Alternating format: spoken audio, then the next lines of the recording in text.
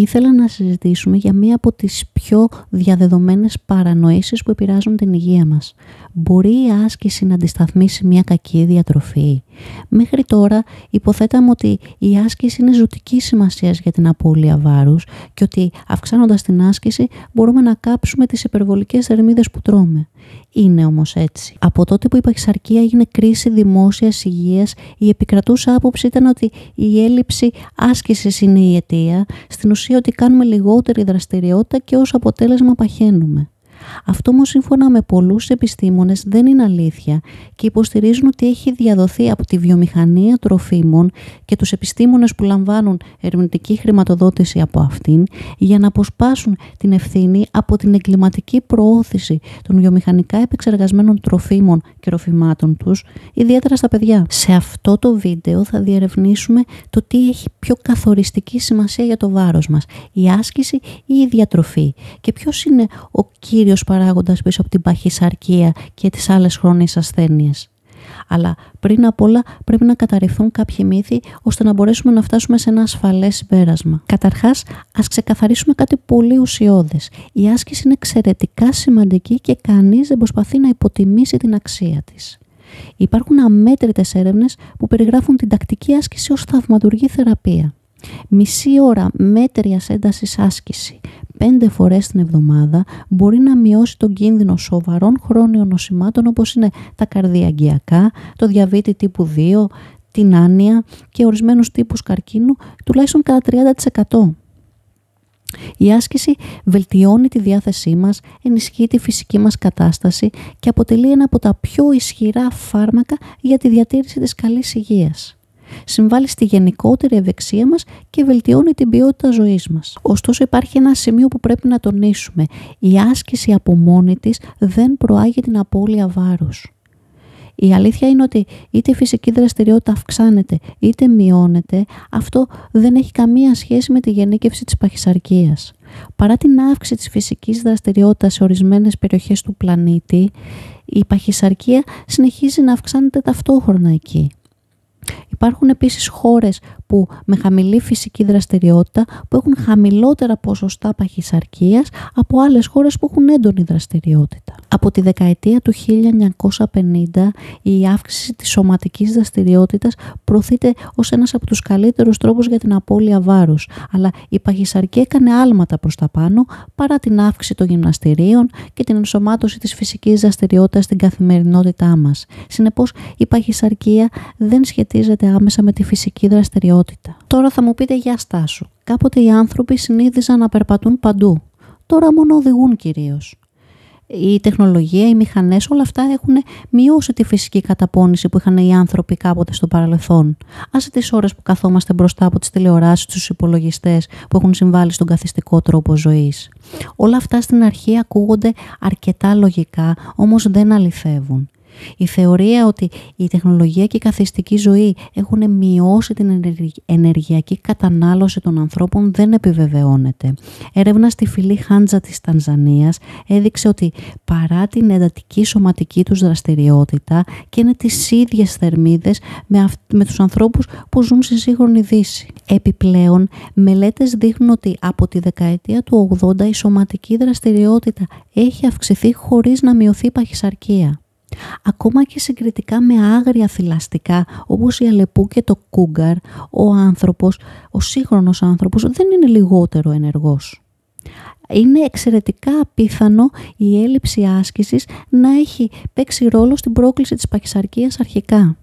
Η διατροφή μας είναι αυτή που επηρεάζει την υγεία μας περισσότερο από όσο φανταζόμαστε και η παχυσαρκία είναι μόνο η κορυφή του παγόβουνου. Σύμφωνα με το ιατρικό περιοδικό Lancet, η κακή διατροφή προκαλεί περισσότερες ασθένειες από την έλλειψη φυσικής δραστηριότητας, το αλκοόλ και το κάπνισμα μαζί.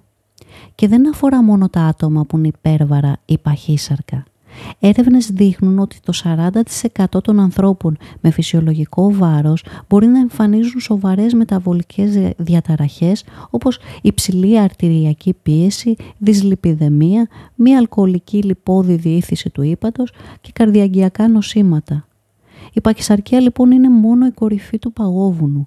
Τα μεταβολικά προβλήματα πλήττουν ανθρώπους όλων των μεγεθών. Πολλοί από εμάς έχουμε μεγαλώσει πιστεύοντας την απλοϊκή άποψη ότι όλες οι θερμίδες είναι ίδιες και ότι εφόσον και με τις θερμίδες που καταναλώνουμε δεν υπάρχει λόγος ανησυχίας στη διατροφή μας. Αυτή η πεποίθηση όμως είναι ένας διαδεδομένος μύθος που έχει βαθιές ρίζες στις στρατηγικές προώθησης βιομηχανίας τροφίμων.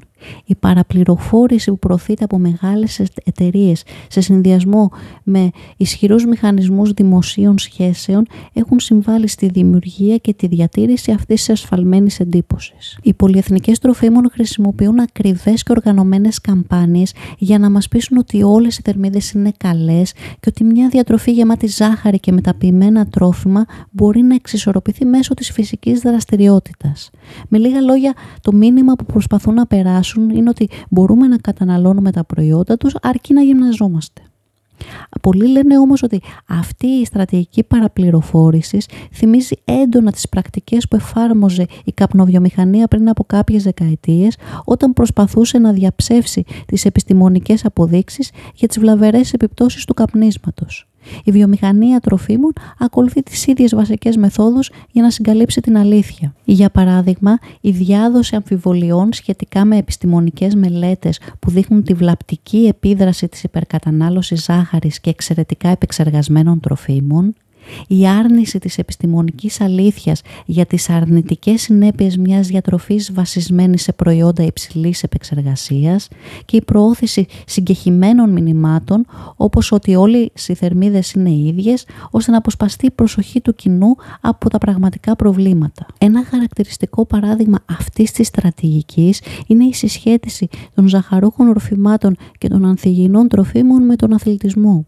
Το 2013 η Coca-Cola δαπάνησε $3,3 δισεκατομμύρια για να συνδέσει τα προϊόντα της με αθλητικές δραστηριότητες. Μέσα από τέτοιες καμπάνιες, τα ζαχαρούχα ροφήματα προβάλλονται ως συμβατά με έναν υγιεινό τρόπο ζωής, δημιουργώντας την ψευδαίσθηση ότι η κατανάλωσή τους δεν ενέχει κίνδυνο εφόσον συνοδεύεται από φυσική δραστηριότητα.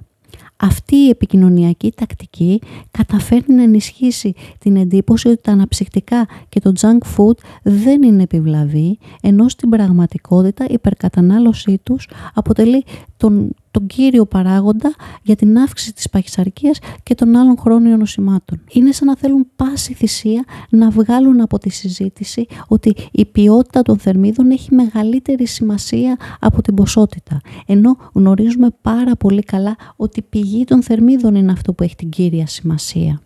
Οι θερμίδες από ζάχαρη προκαλούν αποθήκευση λίπους και αυξάνουν την πείνα.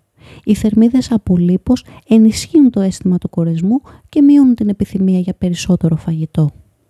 Μία παγκόσμια ανάλυση έδειξε ότι για κάθε 150 θερμίδες ζάχαρης που καταναλώνονται καθημερινά πέρα από το όριο, η πιθανότητα εμφάνισης διαβήτη τύπου 2 αυξάνεται 11 φορές σε σύγκριση με την κατανάλωση της ίδιας ποσότητας θερμίδων από λίπος ή πρωτεΐνη. Παρόλο λοιπόν που η παχυσαρκία αυξάνεται ακάθεκτη, ακόμα και αν χύνουμε πολύ υδρότα, η διατροφή και η άσκηση συνεχίζουν να συνταγογραφούνται σαν να είναι εξίσου σημαντικές. Όμως δεν είναι. Η άσκηση εξακολουθεί να είναι σημαντική, όμως δεν είναι εξίσου σημαντική. Έχει πολλά ωφέλη, αλλά η απώλεια βάρους δεν είναι μεταξύ αυτών. Η διατροφή είναι αυτή που κάνει το 95% της δουλειάς και της αξίζει περισσότερη προσοχή. Εκεί πρέπει να επικεντρωθούμε για να κατανοήσουμε γιατί παχαίνουμε. Εκεί βρίσκεται η λύση, στο τι τρώμε και περισσότερο στην ποιότητα των τροφίμων που καταναλώνουμε παρά στην ποσότητα.